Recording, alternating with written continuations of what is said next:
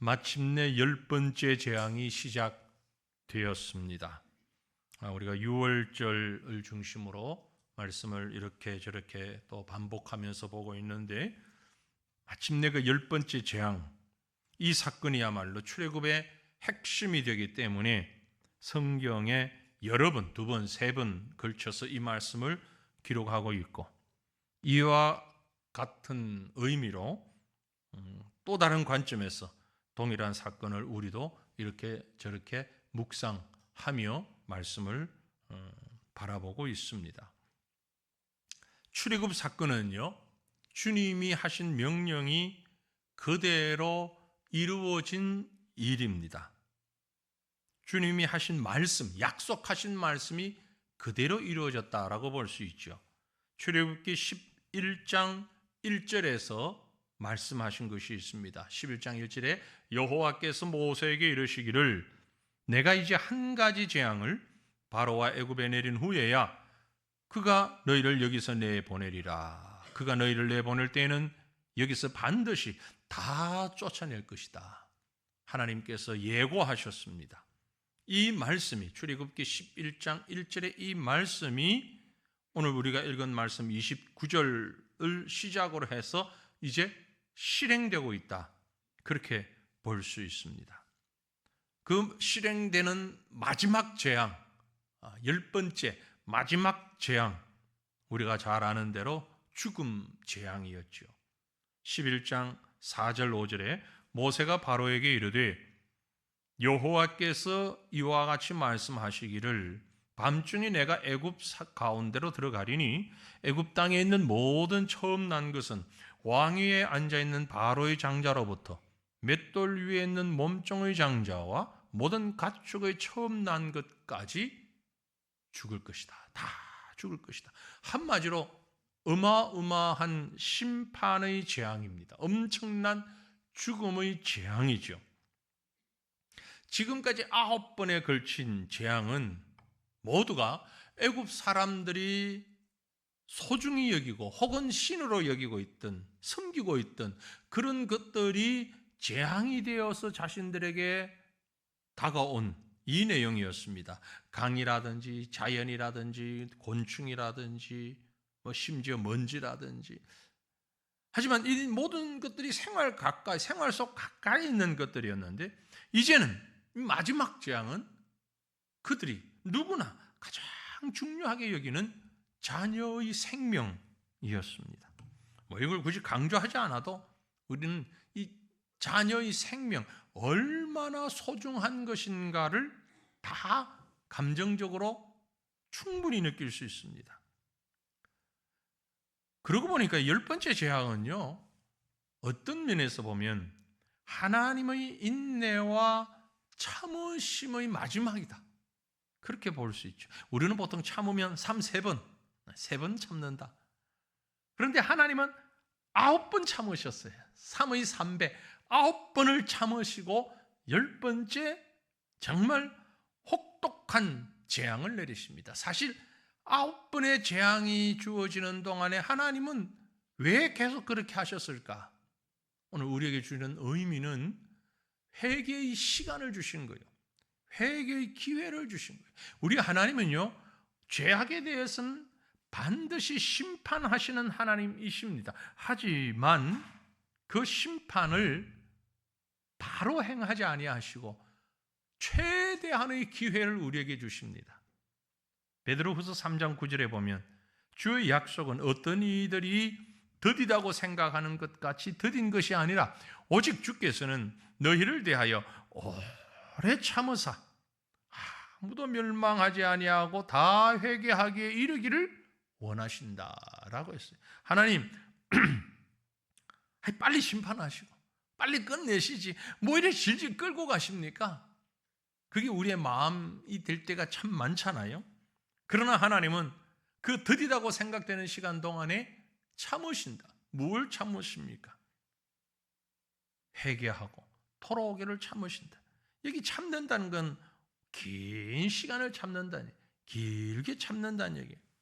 거룩하시고 의로우신 하나님, 사랑과 긍휼의 심정을 가지고 오래 참으십니다. 이게 죄인들을 향한 하나님의 마음입니다. 그런데 하나님의 참으심은 영원히 참으시는 게 아니고 오래 참으십니다. 영원히 참는 것과 오래 참는 건 다르죠. 결국 심판하신다는 얘기예요. 오래 참는다는 얘기는 어느 때건 심판은 결국 심판하는데 그 결국이 바로 지금입니다. 10번째 재앙을 내리는 날 6월절 밤 애굽을 향한 심판의 손을 드십니다. 이 사건은 앞에서 우리가 이미 어떤 과정을 거치며 어떤 행동을 하며 다 보았는데 이 사건은 오늘 이 말씀을 읽는 우리에게 어떤 의미가 있는가 생각해 보면은요, 6월절 사건이라고 하는 것은 우리에겐 새로운 시작을 알려주는 사건이다 라는 것을 볼 수 있습니다. 이미 앞에서 말씀드렸던 부분이기도 하죠. 하나님 백성으로서의 삶의 카렌다를 바꿔버렸어요. 그죠? 12장 1절 2절 우리가 이미 보았죠. 여호와께서 애굽 땅에서 모세와 아론에게 일러 말씀하시기를 이 달을 너희에게 달의 시작이 되게 해라. 달의 시작, 곧 해의 첫 달이 정월달이 되게 해라. 1월이 되게 해라. 실제로 6월절은 우리 지금의 카렌다로 보면 한 3월이나 4월경 봄입니다. 봄에 해당되지만 긴 겨울잠에서 깨어나서 새 생명이 움트는 봄을 하나님은 시작점으로 생각하셨습니다. 우리 인생이 예수 그리스도를 만나는 순간 새롭게 시작되는 것처럼 본 어게인해서 중생에서 새로운 삶이 시작되는 것처럼 예수 그리스도 안에서 고린도후서 5장 17절에 보면 누구든지 그리스도 안에 있으면 새로운 피조물이라 보라 이전 것은 지나갔으니 새 것이 되었다 말씀했죠. 우리 인생에 보면 인생의 시작이 처음 되는 것처럼 6월절은 바로 하나님의 은혜의 시작입니다. 하나님 축복의 시작입니다. 애굽 백성에게는 죽음의 시작이지만 우리에게는 이스라엘든 영적 이스라엘 백성들에게는 생명의 시작입니다. 시작을 잘 하는 건 참 중요하죠. 괴테라는 사람이 그런 얘기를 했다 그러죠. 첫 단추를 잘못 끼면 마지막 단추는 끼울 구멍이 없다. 뻔한 얘기를 아주 철학적으로 얘기를 했어요. 그죠? 첫 단추를 잘못 끼면 마지막 단추는 끼울 구멍이 없다. 시작을 잘 한다는 것 아주 중요합니다. 어떤 면에서 보면 속도보다 더 중요한 것이 방향이고 그보다 더 중요한 것이 시작입니다. 시작을 잘한다는 얘기는 목표를 바르게 세웠다는 얘기입니다. 그래서 6월절이라고 하는 것은 하나님 백성이 어디를 향해서 가야 하며 어떻게 가야 하는가를 가르쳐주는 중요한 사건이다라는 겁니다. 무엇을 바라보는 중요한 사건이냐 하면 6월절 사건은 완전한 심판과 완전한 구원은 그것을 보여주는 사건인 거죠. 하나님은 어떤 일을 행하실 때 적당히 조금 그렇게 하지 않으십니다. 완전히 행하십니다. 자, 우리가 봤던 말씀, 본문 말씀 29절 30절 보시면 밤중에 여호와께서 애굽 땅에서 모든 처음 난 것 곧 왕위에 앉은 바로의 장자로부터 옥에 갇힌 사람의 장자 가축의 처음 난 것까지 다 치신다. 다 치신다. 그 밤에 바로와 그 모든 신하와 모든 애굽 사람이 일어나고 애굽에 큰 부르짖음이 있었으니 이는 그 나라에 죽임을 당하지 아니한 집이 하나도 없었다. 단 한 가정도 빠뜨리지 아니하고 하나님의 심판은 가장 높은 곳에서부터 가장 낮은 곳까지 이어지는 완벽한 심판입니다. 그 어디에도 하나님의 심판을 피할 곳은 없습니다. 죽음이 지나가는 이 놀라운 사건, 하나님의 완전한 심판이고 그 속에서 구원받을 수 있는 자는 오직 어린 양의 보혈 안에 있는 자들. 동시에 그 역사 속에서 구원받은 이스라엘 백성들에게도 어린 양의 보혈 안에 있는 자에게도 완벽한 순종이 요구되었죠. 이미 우리가 앞에서 보았고 이번 주간 묵상하는 말씀에 여러 번 나왔습니다. 출애굽기 12장 3절 이후에 기록된 말씀 보면 유월절을 철저하게 지키라고 말씀하십니다. 이 절기는 대충 한번 지나가는 절기가 아니라 잘 계획되고 준비되고 철저히 순종해야 하는 절기입니다. 무엇보다도 어린 양이 준비되어야 했고요, 또 무교병이 준비되어야 했고요, 썬 나물이 준비되어야 했습니다. 그리고 그것을 구워 먹도록 했습니다. 철저하게 준비되고 질서 있게 진행되어야 했습니다. 그 밤에 이스라엘 백성은 피를 바른 그 집안에 들어가서 바깥에 절대 나오지 말아야 됐어요. 꼼짝 않고 안에 있어야 했습니다. 모든 것이 철저하게 완벽하게 진행되어야 했던 거죠. 이건 예수 그리스도를 통한 우리가 받는 구원을 보여주는 겁니다. 고린도전서 5장 7절에 말씀하기를 너희는 누룩 없는 자인데 새 덩어리가 되기 위하여 묵은 누룩을 내버리라. 우리의 유월절 양 곧 그리스도께서 희생되셨다. 피할 수 없는 하나님의 진노를 어린 양이신 예수님의 보혈과 고난으로 용서받는 것을 말하고 있는 것입니다. 그랬기 때문에 이스라엘 백성들에게 철저한 순종이 요구되어졌기 때문에 이 사건을 바라보는 애굽 사람들도 깨끗하게, 철저하게, 완벽하게 패배를 인정할 수밖에 없었습니다. 어중간하게 우리가 진 것 같기도 하고 아닌 것 같기도 하고 그러지 않았어요. 애굽 사람들은 완벽하게 항복, 패배를 인정했어요. 뭘 보고 말씀을 그렇게 드릴 수 있는 거 아니까? 우리 31절, 32절 말씀 보면 밤에 바로가 모세와 아론을 불렀습니다. 밤에 불렀어요. 아니 해 뜨고 낮에 얘기해도 될 걸, 내일 얘기해도 될 걸, 밤중에 몇 시인지는 몰라요. 하지만 밤중에 바로가 모세와 아론을 부릅니다. 그리고 말합니다. 너희와 이스라엘 자손은 일어나. 지금 자지 말고 지금 일어나서 내 백성 가운데서 떠나라. 지금 일어나 떠나라. 너희의 말대로 가라. 가서 여호와를 섬기고 너희가 말한 대로 너희 양과 너희 소도 몰아가라. 다 가져가라. 이 말은 아주 급박한 상황을 지금 표현하고 있는 말이에요. 완전한 패배를 인정하는 바로의 말입니다. 하나님의 철저하고 온전한 작품으로서 우리를 구원하실 때에 사탄은 완벽하게 패배할 수밖에 없습니다. 그리스도를 믿는 믿음으로 그 피의 효력으로 완전히 결판 난 것입니다. 복음은 이렇게 하나님의 백성들에게는 구원이라는 것을, 그리고 반대에 있는 사탄의 세력에게는 심판이라는 것을 완벽하게 인정하게 만드는 그런 능력이 있습니다. 유월절 사건은 바로 그것을 우리에게 보여주고 있는 겁니다. 이 복음의 능력을, 믿음의 영역을 우리에게 확실하게 심어주고 있는 거죠. 우리 로마서 5장 9절 10절 말씀을 같이 한번 읽어봅니다. 그러면 이제 우리가 그의 피로 말미암아 의롭다 하심을 받았으니 더욱 그로 말미암아 진노하심에서 구원을 받을 것이니 곧 우리가 원수 되었을 때에 그의 아들의 죽으심으로 말미암아 하나님과 화목하게 되었은즉 화목하게 된 자로서는 더욱 그의 살아나심으로 말미암아 구원을 받을 것이니라.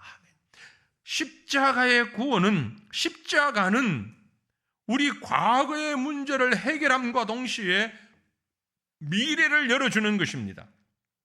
과거에 우리는 하나님과 원수 되었지만, 진노하심을 받을 자였지만, 이제 십자가의 공로로 그 피 흘리심으로 우리가 죄 사함을 받고 이제 하나님의 자녀가 되었고, 하나님과 원수가 아니라 하나님과 화목하게 되었고, 그리스도로 인하여 우리가 구원을 받게 된 것입니다. 십자가는 우리로 하여금 이렇게 완벽한 구원의 은혜로 변화를 안겨다 주었습니다. 그리스도의 피 흘리심으로, 그 죽으심으로, 그 의롭다 하심을 얻어서 우리는 새로운 삶의 길로 나아가게 된 것입니다. 유월절 사건은 10번째의 재앙은 애굽 백성에게는 완벽한 심판이었고 완벽한 죽음이었고 이스라엘 백성들에게는 완전한 승리며 생명이었던 것처럼 오늘 예수 그리스도를 통하여서 저와 여러분은 완전한 구원의 은혜를, 생명의 은혜를 얻게 되었다는 사실을 믿으시기를 바랍니다. 이러한 하나님의 계획과 약속과 섭리는 한치의 틀림도 없습니다. 조금도 오차가 없었습니다. 이스라엘의 유월절 사건은 가깝게는 모세가 바로에게 다가가 경고한 대로 실현된 사실이고, 앞에서 말씀드린 대로 출애굽기 11장 이후에 그 사건의 실현이 된 것이고, 동시에 조금 더 넓은 의미로 보면 그 일을 기점으로 400여 년 전 아브라함에게 주셨던 약속의 실현입니다. 400년 훨씬 그 이전이죠. 그 이전에 주셨던 약속의 실현입니다. 창세기 15장을 보면 그들이 섬기는 나라를 내가 징벌할지며 그 후에 내 자손이 큰 재물을 일끌고 나올 것이라고 예언하신 하나님의 예언의 복의 말씀이 수백 년이 지난 지금 이루어지고 있는 것입니다. 동시에 지금도 동일하신 하나님의 약속과 능력 안에 살고 있는 우리에게도 너무너무 축복된 소중한 은혜의 순간인 것입니다. 여러분, 저와 여러분이 언약 백성이 머물러야 할 곳은 더 이상 애굽이 아닙니다. 세상이 아닙니다. 그러므로 우리는 신속히 떠나야 합니다. 이 애굽에서, 이 세상에서 신속히 떠나야 돼요. 그 떠남은 쫓겨가는 게 아닙니다. 등 떠밀려가는 것이 아니라 전리품을 가지고 나가는 승리의 행진이 되어야 합니다. 이것은 세상 가운데서 살아가는 우리의 걸음에 대한 바른 영적 이해인 것입니다. 우리는 이 세상 가운데 떠밀려 살아가는 자들이 아닙니다. 세상에서 그저 쫓겨가며 살아가는 자들이 아니고 세상을 대하여 승리하는 삶을 살아가는 자들입니다. 그게 믿음의 삶인 것입니다. 왜냐하면 그 믿음의 삶은 하나님이 동행하고 계시기 때문에 그런 거죠.